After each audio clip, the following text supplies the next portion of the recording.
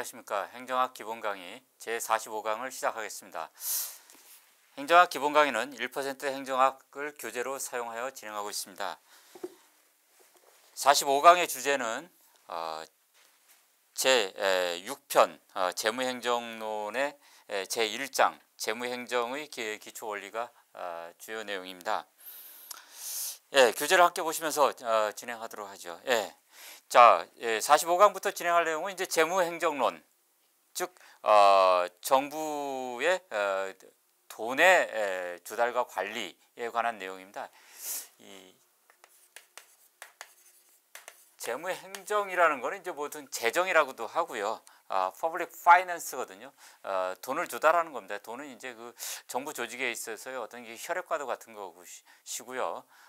모든 그 민간 기업이라든가 가게, 뭐 저희 정부 이런 데 있어서 돈은 가장 핵심적인 요소죠. 그래서 사실 우리가 그 행정학에서 배웠던 모든 정책이라든가 그 다음에 조직 관리 이런 데 있어서 사실 그 돈이 수반되지 않는 경우가 거의 없고요.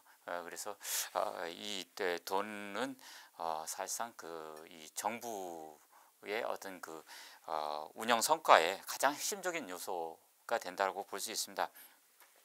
우리가 그 재무행정을 할 때 그 기존에 이제 예산 부분을 중점적으로 봤어요. 그래서 그 예산론이라 해서 이제 굉장히 그 정부 재정 활동의 어떤 그 포커스를 굉장히 좁게 맞췄거든요. 그래서 행정학 교재도 과거에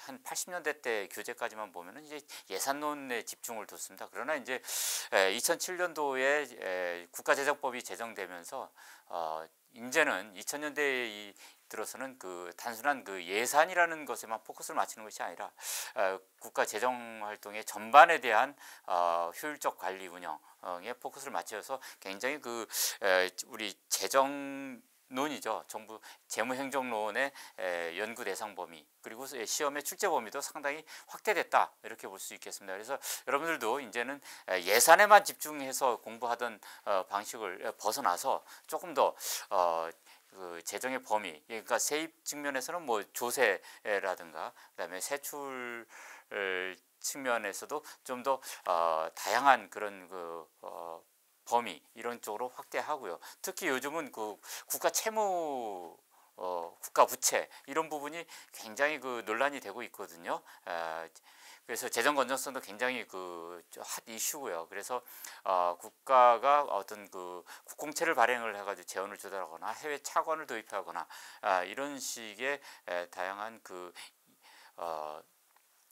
예산과 관련되지 않은 그 예산 외적인 그 재원 조달 방안에서 예산 외로 이렇게 운영되는 그런 그 조달 방안 이런 것도 관심을 가져야 된다고 볼 수 있습니다. 그래서 재무행정 범위가 상당히 포괄적이다.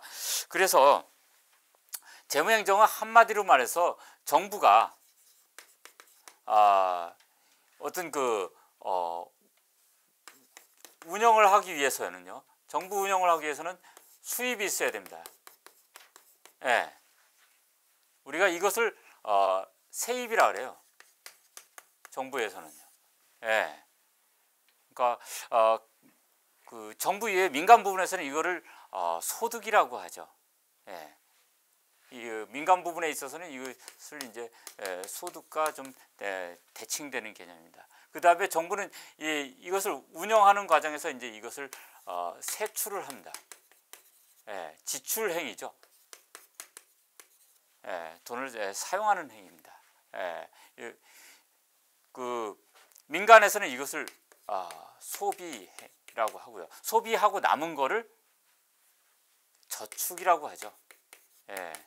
여러분들 이 저축은 무슨 돼지저금통이라든가 은행에다가 돈을 넣어놓은 것만 저축이라고 보지 않습니다. 우리 경제학의 기본 원리에서는 가게든 기업이든 소득에서 소비하고 남은 모든 것을 저축이라고 보는 것이에요.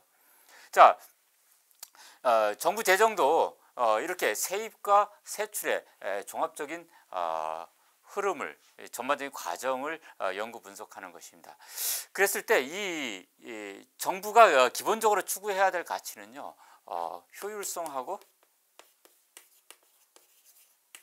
형평성이거든요. 형평성 내지는 민주성이라고 볼 수가 있습니다. 특히 이 자원난 시대 때 우리가 이 정부가 추구해야 될 이 경제적 효율성은 상당히 중요하고요. 이 효율성을 추구하기 위해서 여러 가지 그 합리적 관리 기법이 요구됩니다. 또 한편 정부에서는 경제적 합리성 이외에 어떤 민주성 같은 정치적인 그 가치가 상당히 요구가 되고 있습니다. 그래서 상당히 정부 재정의 그 운영 방식에 대해서는 민간 부분에 비해서 굉장히 그 각종 법률이라든가 세부 시행령, 시행규칙, 각종 내규 이런 것들에 의해서 아주 그 치밀하게 세밀하게 규정이 돼 있어요. 그래서 이런 것들이 이제 레드테이프를 유발하기도 하고요. 어떤 그 효율성을 저해하는 그런 요인이 되기도 하는데 기본적으로 정부는 이제 무주물적 성격이 강하고요. 거기다가 그 어떤 진정한 소유자인 국민에 의한 어떤 그 재정에 대한 직접적인 통제가 사실상 불가능한 그런 상황에서 운영되고 있는 것이기 때문에 어쩔 수 없이 그 국민의 대표기관인 의회에서 그 제정한 각종 법률과 그 하위 법규들에 의해서 세밀하게 통제하는 수밖에 없다. 그것이 민주성 내지는 형평성을 확보하는 기본적인 장치라고 볼 수 있겠죠. 그래서 사실상 재정의 운영에 있어서 이 효율성과 형평성이라는 두 가지 가치를 추구하는 것이 굉장히 어렵습니다. 결국 이제 트레이드업의 관계에 있다 이렇게 볼 수밖에 없는 거죠. 아무튼 그 재정은 이 두 가지 가치를 충실하게 추구해야 되는데요. 우리가 정부 재정의 기본 특징 중에 하나가 이제 그 양출재입이라는 것이에요.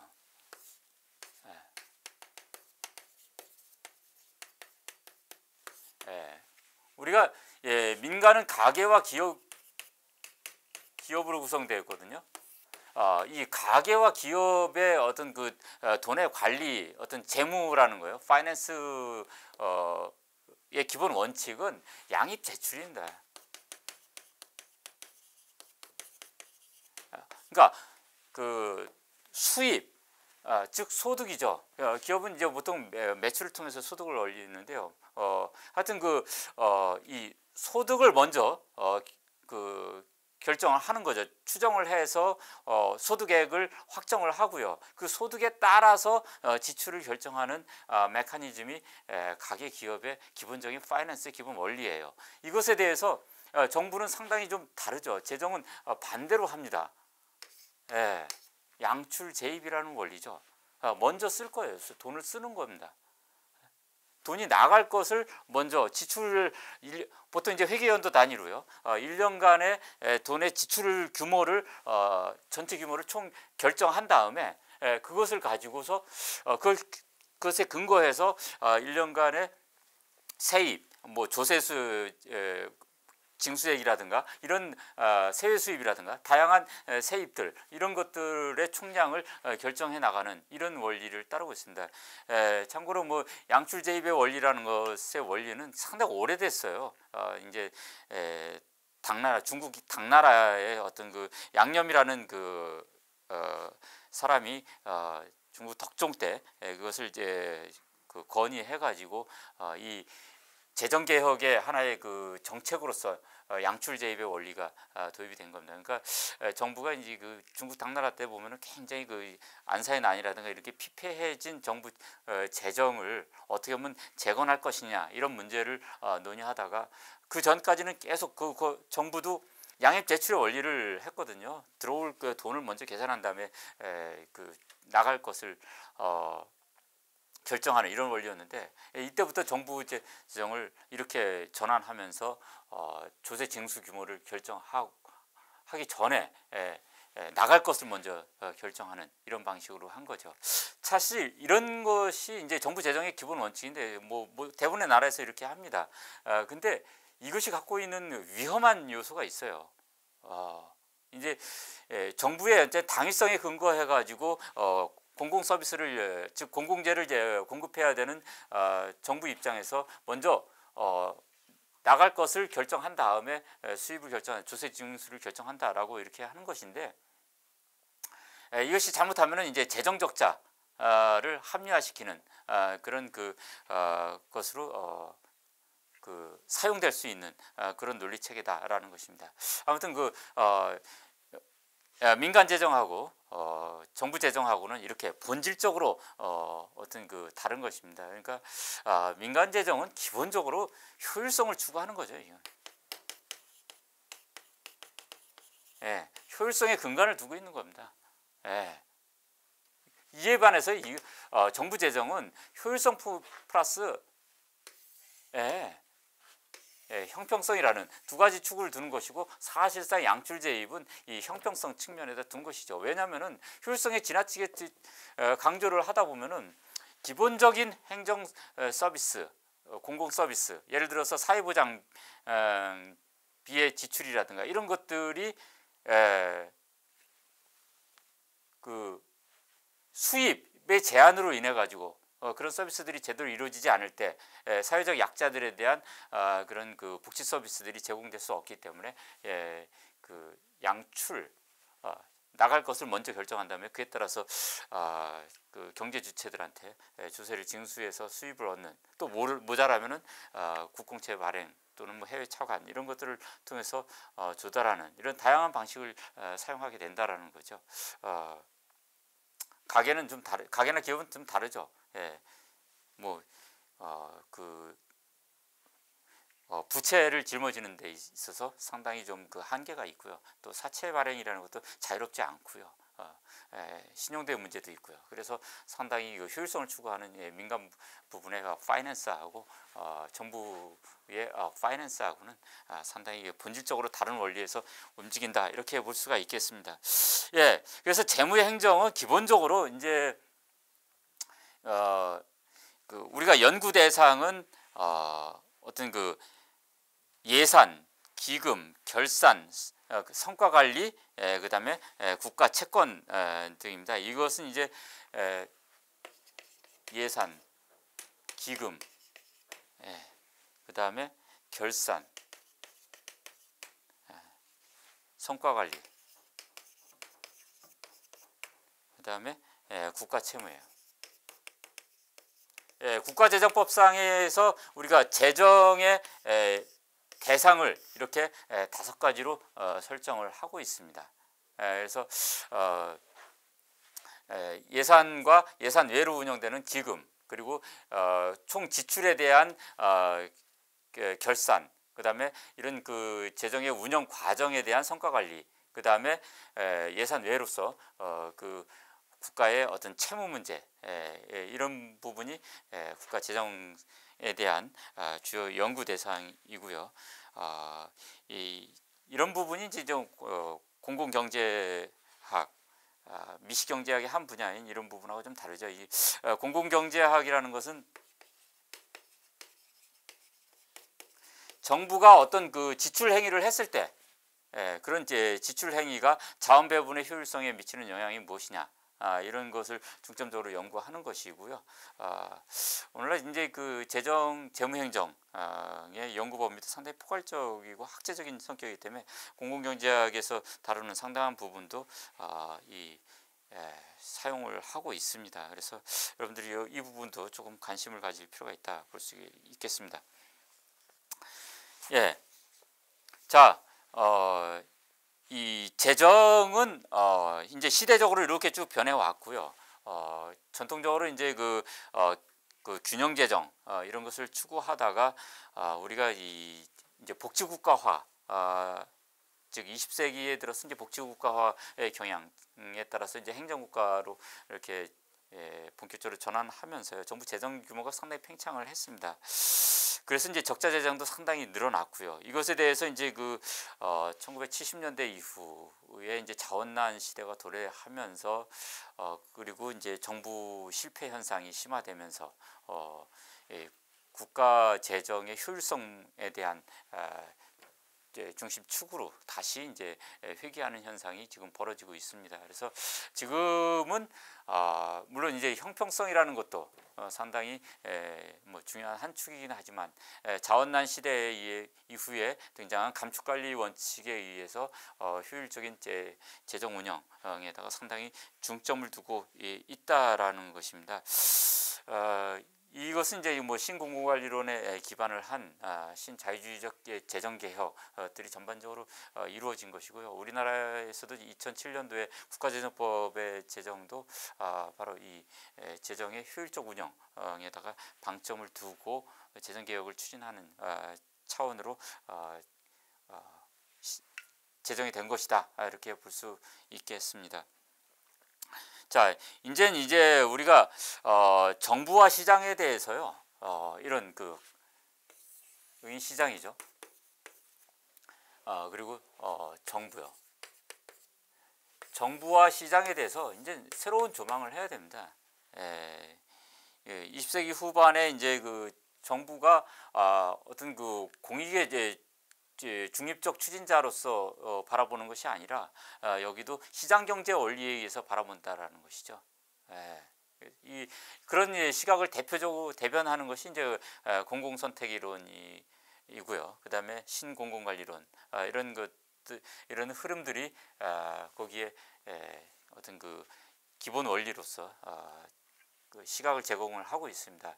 그래서 이제 그 정부와 시장을 이원적으로 보던 그런 그 전통적 분리론을 극복하고 이제는 정부와 시장이 하나의 같은 원리에 의해서 운영이 되는, 그래서 이제 효율성을 추구하는 그런 쪽으로 재정 관리가 중심적이 넘어가고 있습니다. 자, 그래서 이제는 민간 기업도 그렇고요. 정부 조직이나 정부의 구성원 관료, 의사결정자인 관료들도 이제는 총체적 합리성에 근거한 재무 관리를 한다, 이렇게 보지를 않고요. 어떤 그 비합리적인 상황 속에서 어떻게 제한적인 합리성을 제고할 것이냐라는 것에 대해 초점을 맞춰 나가고, 그런 그 인센티브 시스템, 동기부여죠. 어떤 관료들에게도 어떤 그 효율성을 제고할 수 있는 여러 가지 그 인센티브 시스템을 제고해서 재정의 효율성을 제고해야 된다, 뭐 이런 쪽으로 포커스를 맞추고 있습니다. 자, 재정의 기능은 머스그레이브가 주장한 것처럼요, 재정의 3대 기능이 있죠. 소득의 재분배, 그 다음에 효율적 자원 배분, 경기 안정화 기능입니다. 이에 대해서요, 우리가 이제 정부를 크게 보면은요, 중앙정부하고 지방정부로 나눌 수 있습니다. 이 재정의 3대 기능에 있어서 중앙정부 부분은요, 주로 이제 그 소득 재분배와 경기 안정화, 이쪽은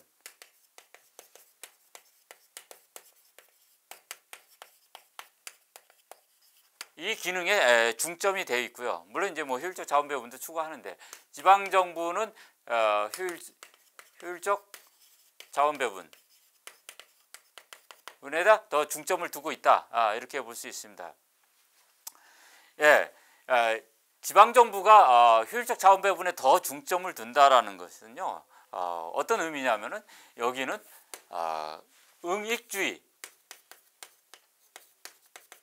원칙에 의한 이 공공 서비스의 제공이 굉장히 다양하게 그리고 넓은 폭으로 진행된다, 이렇게 보는 것입니다. 그러니까 응익주의라는 것은 그 어떤 그 재정의 운영에 있어서 수입과 지출을 상당 부분 연계한 부분이 확대된다라는 것입니다. 지방 정부들 보면 뭐 공원도 운영을 하고요, 뭐 수도 사업, 뭐 그 다음에 다양한 뭐 임대 사업 등등 다양한 그 뭐 주차장 관리에서부터요, 이런 그 사업들을 하면서 수입과 그 다음에 재정 지출을 연계한 이런 그 서비스들이 많이 확대돼서 운영이 되고 있습니다. 이에 반해서 정부는 응능주의죠.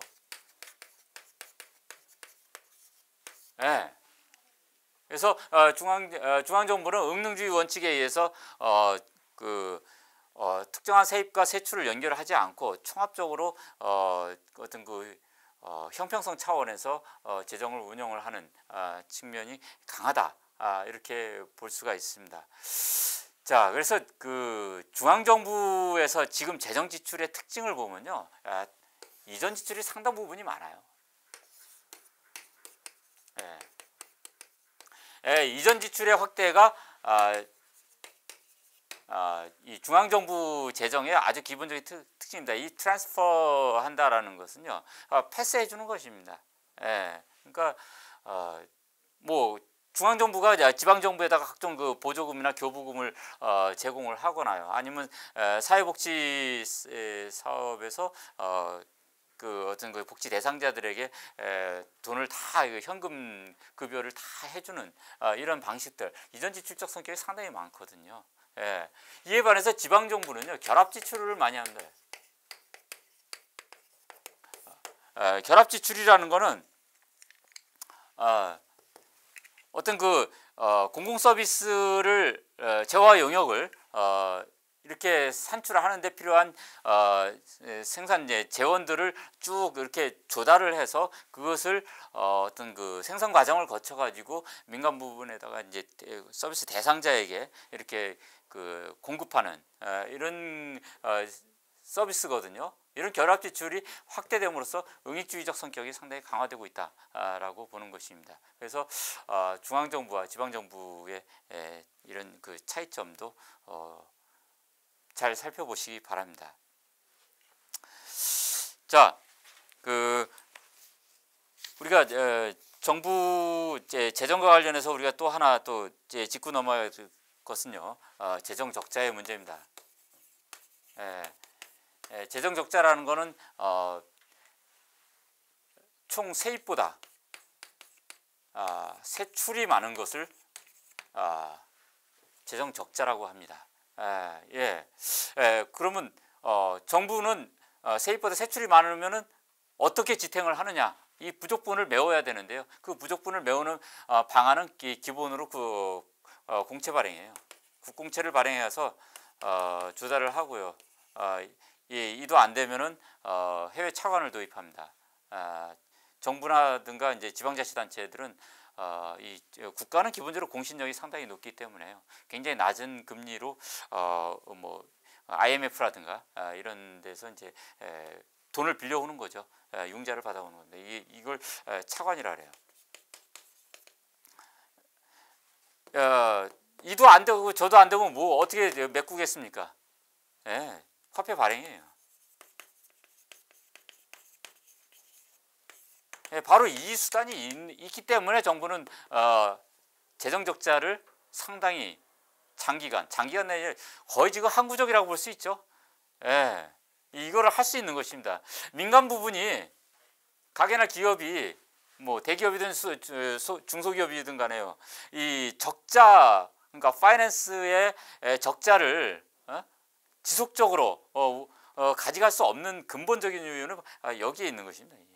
물론 이제 그 거버먼트 정부라는 거하고 프라이빗하고의 어떤 그 주체로서의 공신력 차이도 있는 것이지만, 기본적으로 화폐를 발행할 수 있는 권한이 있느냐 없냐라는 것은 이 적자 부분을 가장 위기 상황에서도 메울 수 있는 그런 수단을, 최후 수단까지도 갖고 있는 것이죠, 정부는.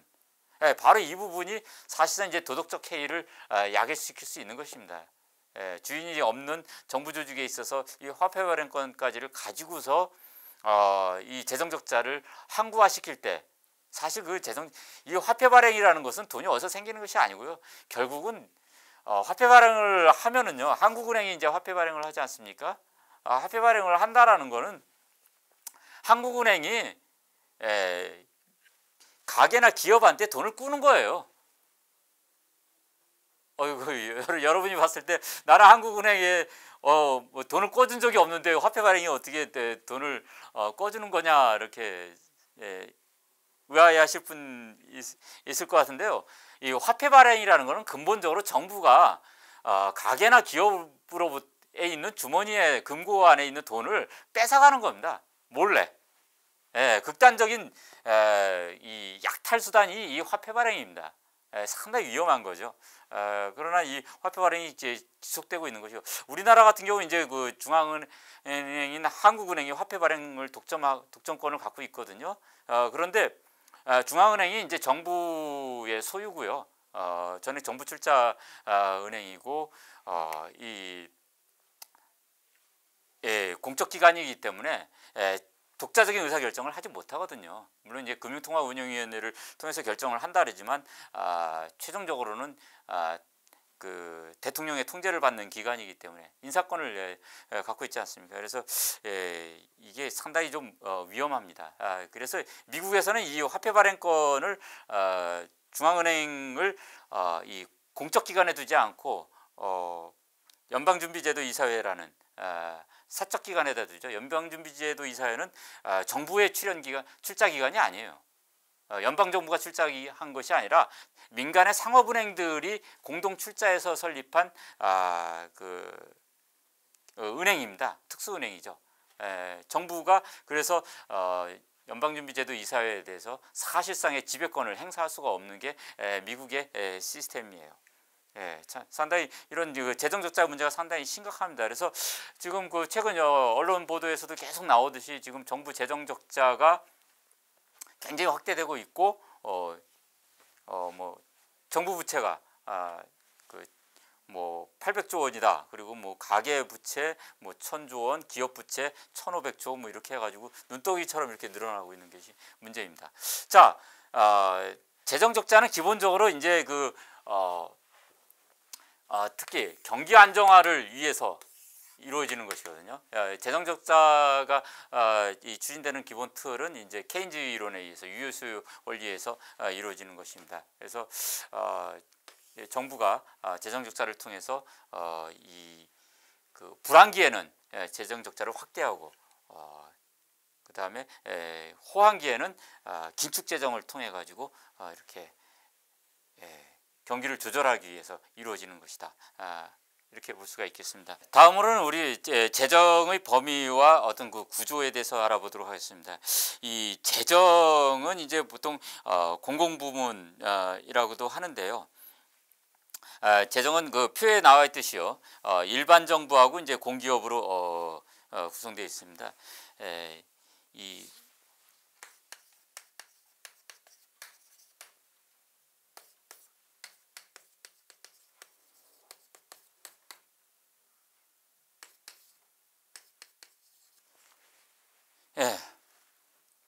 결국 공공부문은 일반 정부하고 공기업으로 되는데 일반 정부라는 거는 이제 정부적 성격이 강하다는 거예요. 거버먼트.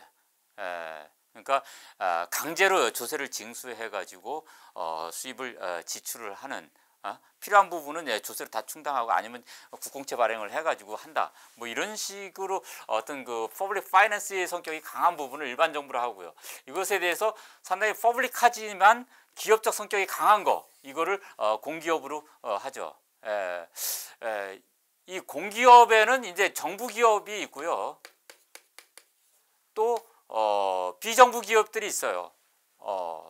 공사 형태, 공사 형태라든가 그 주식회사 형태 이런 그 학문적으로는 쪽이 있죠. 그래서 적용되는 법률도 다 다릅니다. 여기는 이제 정부기업법이 적용이 되고요. 여기는 공공기관 운영에 관한 법률이 적용이 됩니다. 이에 대해서 이제 일반 정부 부분은 이제 국가재정법이 적용이 되고요. 일반 정부 안에서 또 지방 정부에서는 지방재정법이 재정법이 적용돼요. 또 여기에 이제 그 지방 공기업법이 있어서 지방 공기업에는 거기에 또 적용이 되고요. 자, 이런 식으로 이제 공공 부분을 나눌 수가 있는데요. 우리나라 재정 부분은 을 보면은 이제 그게 중앙 재정하고 지방 재정으로 나눌 수 있거든요. 보면 중앙 재정은 이제 일반 회계, 특별 회계, 기금. 그다음에 지방 재정도 일반 회계, 특별 회계, 기금인데요. 특별 회계 중에서 교육 재정을 별도로 설정해서 운영을 합니다. 왜냐하면 교육자치 원리 때문에 교육비 특별 회계가 별도로 운영된다라는 것을 기억하시기 바랍니다. 그래서 정부 재정의 범위하고 각 근거법들을 정확히 이해하시기 바랍니다. 뭐 재정 규모가 확대되고 있다라는 것이 현재의 특징이고요. 특히 전통적인 이제 그 이전 지출비의 확대라든가 그 다음에 그 뭐 사회복지비가 상당히 증가하고 있다라는 것입니다. 최근 그 연구 발표, 통계 발표에 의하면요, 우리 지금 복지 지출이 지속적으로 증가해서 2060년 때는 지금 그 현재 3배로 증가한다라고 이렇게 예상을 하고 있습니다. 이게 고령화 시대 때문에 이렇게 되는 것이죠. GDP의 약 30%에 육박하는 재정이 사회보장으로 지출될 것이다 라는 전망입니다. 상당히 우려되는 상황이라고 할 수 있죠. 더욱더 그렇기 때문에 이 효율적인 재정 운영이 필요해지는 것이다 볼 수 있습니다. 자, 효율적인 재정 운영과 관련해서 우리나라는 그 통합 재정이라는 걸 편성해요.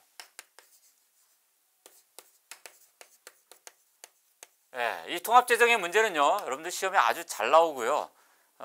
또 상당히 그 수험생 여러분들이 어려워하는 부분이에요. 보통 이제 통합 재정 내지는 통합 예산이라고도 합니다. 우리나라는 이제 이 IMF의 권고에 따라서 지속적으로 지금 통합 재정을 편성을 해서 공표 발표하고 있습니다. 이 통합 예산이라는 것은요, 우리나라의 예산 분류 체계와 다른 별도의 분석 자료라고 보면 되는 겁니다. 그러니까 그 기업처럼 예산과 별도로 정부가 그 1년 동안 수입이 얼마고 지출이 얼마가 일어났는지를 분석을 하는 것이고요. 즉 정부의 가계부라고 보시면 돼요. 쉽게 말하면요. 그러면서 수입과 지출을 분석을 하면서 그거를 경상 지출하고 자본적 지출로 나눈다라는 점이 특징입니다. 이 통합 예산의 어떤 그 편성 방법에 대해서 한번 그 표를 보시면요, 이 경상수지하고 자본수지로 나눠요.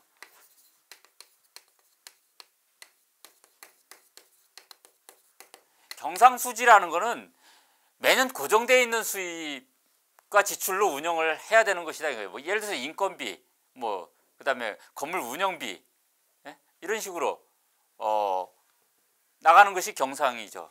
그다음에 자본 같은 경우는 뭐 도로 건설이라든가 댐 건설, 이런 것 같이 사회간접 자본과 같은 것에 대해 투자가 이루어지는 지출이 이제 자본적 지출이죠. 그런 자본적 지출에 대해서는 자본 수지를 편성하는 거예요. 수입과 지출을. 그래서 여기에 대해서는 사실상 이제 국공채 발행 등을 정당화시킬 수 있다, 이렇게 얘기를 하는 것이고요. 경상수지와 자본수지로 나눠가지고 수입과 지출을 쭉 분석을 하는 것입니다. 거기다가 또 별도로 뭘 하나 또 넣냐면요, 융자지출을 넣어요.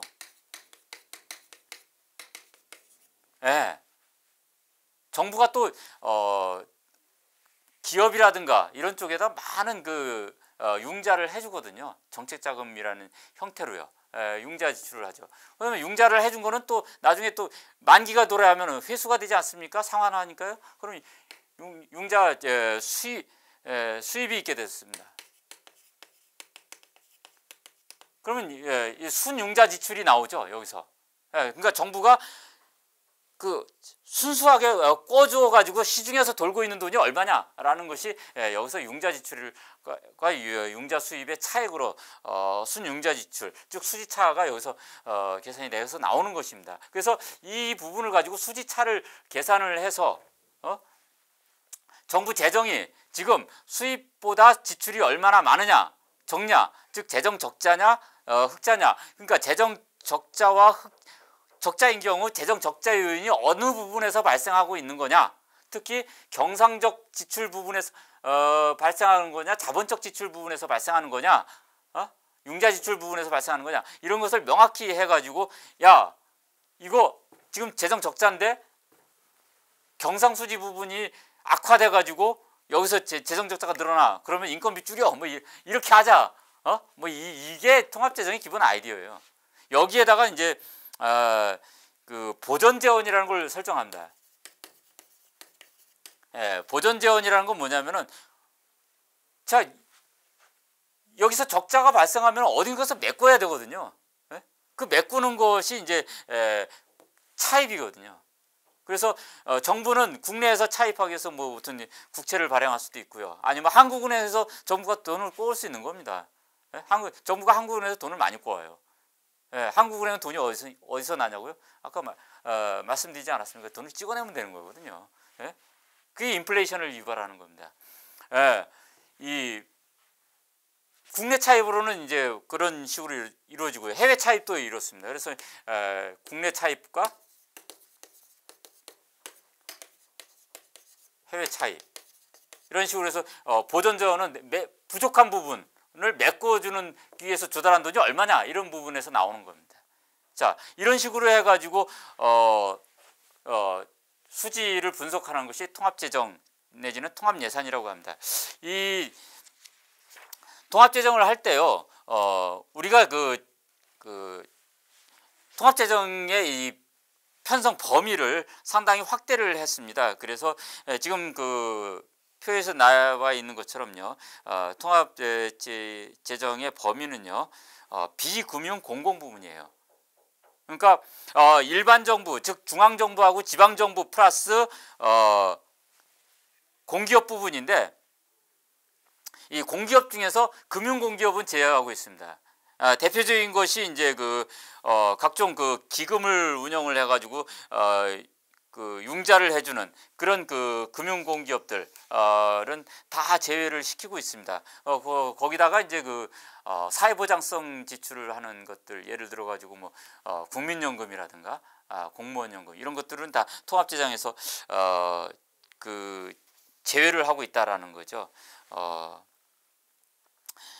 그리고 이제 공기업 부분에서 특히 이 정부 시책 사업을 하고 있는 뭐 석유공사라든가 이 무역투자진흥공사, 도로공사 이런 것들도 다 제외시키고 있습니다. 사실 통합재정에서 그 부분도 상당히 문제입니다. 그리고 이런 부분들이 어쩌면 정부 부채를 이제 산정하는 데서 다 제외를 하고 있기 때문에 지금 박근혜 정부 들어가지고 공기업의 뭐 적자 문제, 부채 문제 이거 굉장히 신랄하게 비판을 하고 있거든요. 근데 이 부분을 이 재정에 포함되지 않는 것이다라고 보는 것 자체가 상당히 문제예요. 시각 자체가. 뭐 법이 그렇기 때문에 이 뭐 도로공사, 뭐 주택공사 이거는 재정 범위가 아니다. 그거는 공기업 부분이다. 이렇게 보는 것이거든요. 이런 시각이 있거든요. 이걸 나눠서 보는 거거든요. 근데 우리나라 같은 경우 교과서적으로는 그 얘기가 맞는 거지만 현실적으로 그러냐 이런 거죠. 주택공사라든가 도로공사 같은 경우 특히 이명박 정부 이후에 현재 들어서 굉장히 많은 부채 규모가 증가해가지고 지금 계속 도마 위에 올라오고 있는데 사실상 공기업이 한 거지만 다 정부가 한 거예요. 정부가 뭐 공약 남발해가지고 대선 때마다 공약 남발해가지고 뭐 보금자리 주택 짓는다. 뭐 도로 건설 뭐 서해안도로 건설한다 해가지고 돈 안 되는 거 엄청나게 다 아니면 뭐 저쪽 지방에다가 무슨 뭐 혁신도시 건설한다, 뭐 행정수도 이전한다 하면서 그다음에 임대주택 건설한다 그러면서 이 공사들이 엄청나게 사업들을 한 거거든요. 그건 공사 자발적인 의지에 의해서 자율적인 정책 결정으로 사업적 기반으로 사업적 원리에 의해서 그런 프로젝트들이 추진된 것이 아니라 정부의 재정 사업을 대신한 것이거든요. 그래 놓고는 이제 거기에서 부채 규모가 이렇게 증가하니까 그것은 공기업들 자체 책임이다 하면서 이 공기업과 일반 정부를 구분해 가지고 이건 공기업 너희들이 책임져라 하는 것은 최고 책임자들이 여기인데 여기 보고 책임지라고 하는 거죠. 상당히 문제는 우리나라 재정의 효율성 면에서 상당히 근본적인 이 문제를 안고 있는 구조다라고 하는 것이죠. 그래서 최종적인 의사결정을 하는 자가 책임을 져야 되는데 사실상 근본적인 최종적인 의사결정을 한 자가 책임을 안 지고 단지 그것을 지출을 한 관리 운영상의 책임을 있는 자가 모든 책임을 져야 되는 이 구조가 이 현재 우리나라의 재정의 구조고요. 그래서 비효율성이 상당히 많다. 이렇게 말씀드릴 수 있겠습니다. 그 다음에 이제 우리 재무행정의 어떤 근거법으로서요. 여러분들 반드시 알아야 될 것은 국가재정법이죠. 예, 국가재정법의 내용은요. 거의 그 시험에 가장 그 출제 빈도가 높은 그런 그 사안이고요. 교과서에도 상세하게 이제 정리를 해놨습니다. 그러니까 여러분들 그 국가재정법의 내용에 대해서 정확히 이해하시길 바랍니다. 자, 국가재정법의 내용 중에서 몇 가지 우리가 핵심적인 것만 본 강의에서 설명을 드리도록 하겠습니다. 우선 그 선진제도를 도입을 한 것입니다.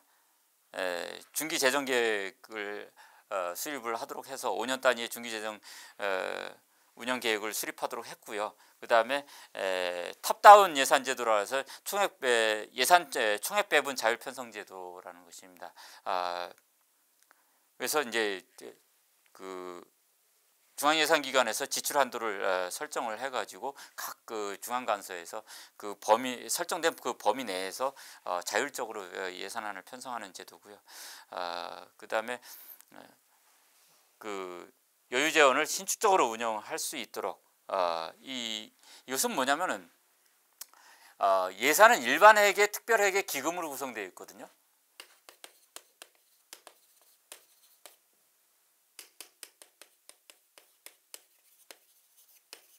이게가 예산이고요.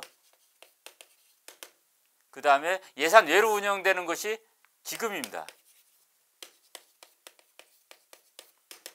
예. 근데 지금 그 재정은 이걸 다 포괄하도록 하고 있고요. 예. 하다 보면은 이게 여기서 돈이 남을 수도 있고요. 부족할 수도 있고, 특별회계에서 돈이 남을 수도 있고 부족할 수도 있습니다. 예? 기금에서도 돈이 남을 수도 있고 부족할 수도 있어요. 1년 단위에서요. 그랬을 때 뭐 여기서 남은 거 이쪽으로 빌려줄 수 있고 넘겨줄 수 있고요. 이렇게요. 또 일반의 특별회계들도 여러 종류가 있거든요. 특별회계 간에도 또 전입전출이 이루어질 수 있고요. 기금들 사이에서도 전입전출이 이루어질 수 있고요. 이렇게 쌍방향의 통행이 가능하게 돈이 왔다 갔다 할 수 있게끔 풀어놨다라는 거죠. 그게 신축적 운영이죠. 그 다음에 그 성과 중심 관리제를 추진하기 위해서 재정 사업에 대한 성과 관리를 강화를 했습니다. 그래서 각 중앙 간서들은요, 그러니까 보통 이제 우리가 장관 단위의 기관들이죠, 부처들이요. 각 중앙 간서의 장들은요, 매년 성과 계획서하고 성과 보고서를 작성을 해서 이 예산안과 함께 그것을 기획재정부 장관에게 제출을 해야 됩니다. 그래서 이제 기획재정부 장관은 그것을 가지고서 예산을 편성을 하는 방식이고, 또 그것을 가지고 또 이제 이 국회에다가 제출을 해서 예산 심의를 받는 이런 구조를 갖고 있습니다. 그다음에 예산 낭비에 대한 신고 체제도 갖췄고요. 그다음에 총사업비 관리 제도라든가 예비 타당성 조사 제도, 타당성 재검증 제도 이런 것들도 갖고 있습니다.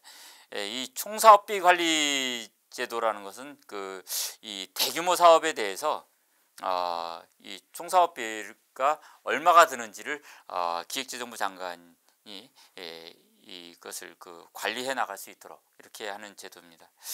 그 다음에 이제 우리가 이 프로그램 예산제라고 해가지고요. 예산안을 편성할 때 이제 프로그램 분류 체계에 따라서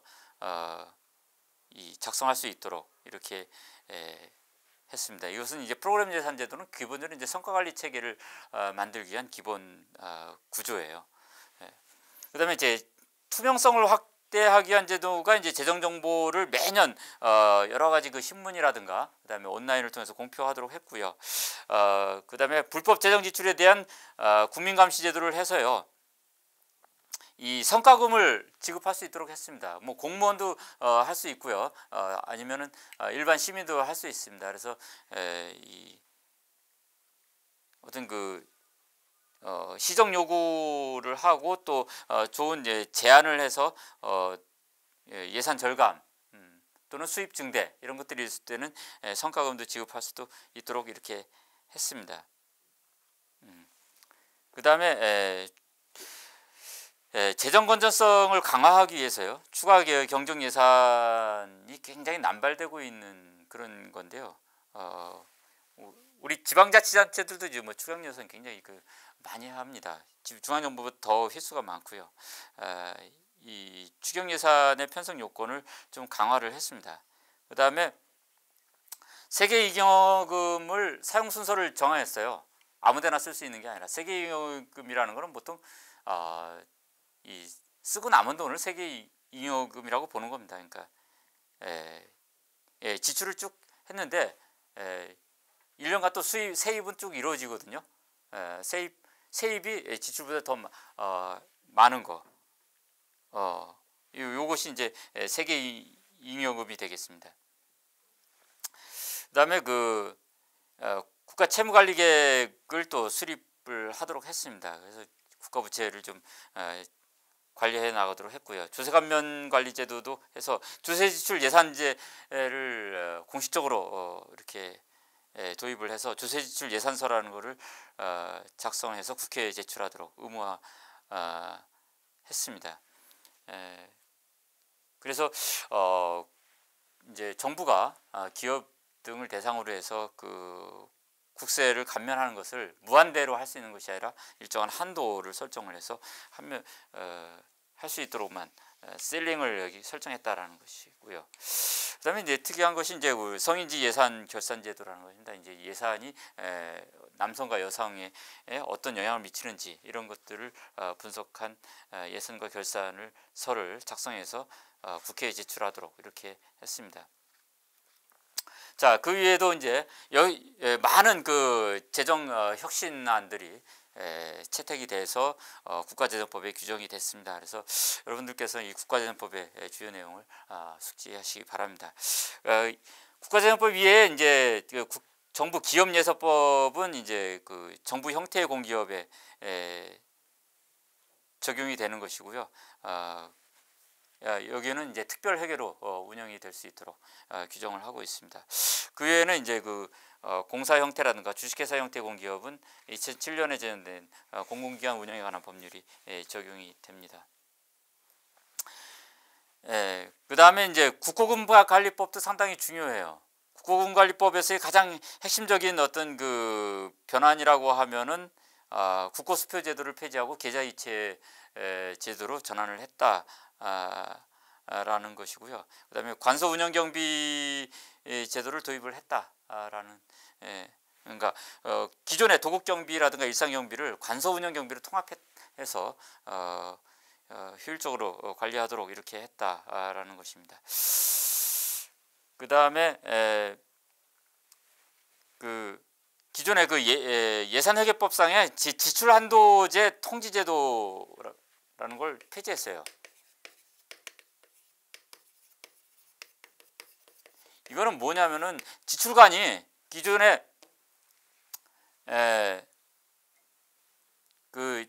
지출을 할 때요. 중앙관서의 장이 어떤 지출 행위를 할 때 이 중앙예산기관 즉 기획재정부죠. 거기서 1회 지출 한도액을 결정해서 통제를 했거든요. 그런데 이제는 이것이 폐지가 되고요. 중앙관서의 장은 이제 어떤 총액배분 예산제 제도에 의해서 배정받은 작은 계획의 범위 내에서 자율적으로 지출액을 결정을 해서 운영할 수 있도록 이렇게 융통성 있게 풀어놨습니다. 자, 이외에도 이제 국가회계법이 제정이 돼가지고 복식부기, 발생부기 그러니까 복식부기 체제와 발생부기 기반의 그러니까 회계를 공식적으로 도입했다라는 것입니다. 그래서 이 복식부기 발생주의 회계는요 현재 중앙정부와 지방자치단체 전면적으로 도입 시행돼서 운영되고 있습니다. 굉장히 중요한 혁신이라고 볼 수 있겠습니다. 그 다음에 이제 재무행정조직을 보면요. 우선 재무행정조직은 이 예산 부분을 이제 총괄해서 관리하는 것을 이제 중앙예산기관이라고 하거든요. 우리나라에서는 이제 기획재정부가 하고 있습니다. 이제 예산기관 재정 관련 기관으로는 이제 기획재정부 이외에 중앙은행, 조달청, 감사원 등 여러 가지 기관이 있고요. 이 중앙예산기관은 크게 행정부 직속형 하고 내각 책임제형,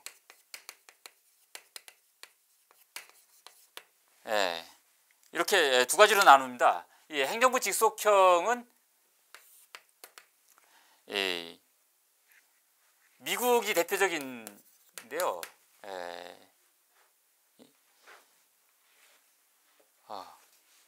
미국 같은 경우는 이제 그 관리예산처라고 해서요. 우리가 OMB라고 빌려요. OMB요. Office of Management and Budget이거든요. 그러니까 미국의 재무행정 조직으로서 이 OMB가 상당히 중요합니다. OMB는 미국은 기본적으로 이제 이 재무성이 또 별도로 있거든요. 그러니까 중앙예산기관으로서 관리예산처가 있고요. 또 여기다가 재무성이 있어요. 그러니까 예산을 총괄하는 것은 OMB입니다. 그러니까 예산이라는 건 수입과 지출이거든요. 그러니까 재무성은 국가 어떤 그 국가 재정의 총괄 관리 기관이에요. 그러니까 재정을 총괄 관리하는 재무성하고 예산, 즉 수입과 지출을 관리하는 OMB를 나눠 가지고 이렇게 운영을 하고 있으면서 이것을 대통령 직속으로 해놨거든요. 이렇게 해서 대통령 직속하에서 강력한 이 행정권을 발휘해 가지고 대국회 국회와 관련해 가지고 예산을 편성을 해서 또 의회에서 예산 심의 과정에서 설명을 하고요. 대응하는 이런 시스템을 갖추고 있습니다. 이에 대해서 우리나라 같은 경우는 이제 그 기획재정부에서 다 하고 있죠. 그러니까 이거를 우리나라는 이제 기획재정부하고 이제 한국은행이 있고요. 여기는 또 이제 통화관리를 하는 중앙은행이 또 있죠. FRB라고. Federal Reserve Board입니다. 중앙 연방 준비제도 이사회죠. 이쪽. 이렇게 해서 삼각 시스템으로 이렇게 운영이 되는 것이 미국의 재무행정 조직이에요.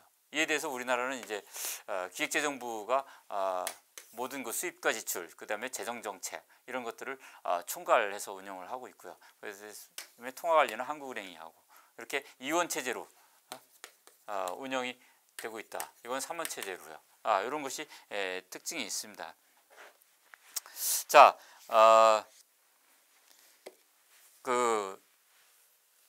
미국은 워낙 그 예산 과정에서요, 그 의회의 주도권이 강하고요. 의회가 또 예산이 또 법률로 이렇게 제정이 되는 형태로이기 때문에 의원 주도형이라고 볼 수 있습니다. 그래서 행정부에서 더 강력한 그 대응 체제를 대의회의 대응 체제를 하기 위해서 미국 같은 경우는 행정부 직속, 즉 대통령 직속으로 해가지고 이렇게 OMB를 설치해가지고 그 의회하고 직접 대응하도록 이렇게 했는데요. 우리나라는 그렇게 하지 않고요. 기획재정부가 이제 그 국무총리 직속으로 돼 있고요. 예산 심의 과정에서는 각 부처가 그 상임위원회하고 협의하고 또 이제 거기 가서 설명도 하고요. 그렇게 해서 예산 심의가 진행이 되고 있습니다. 그러니까 상당히 좀 예산 과정에서 미국보다는 한국이 기획재정부의 역할이 조금 더 약하다 이렇게 평가를 할 수가 있겠습니다. 자, 지금까지 재정의 기본 특징에 대해서 설명을 드렸습니다. 감사합니다.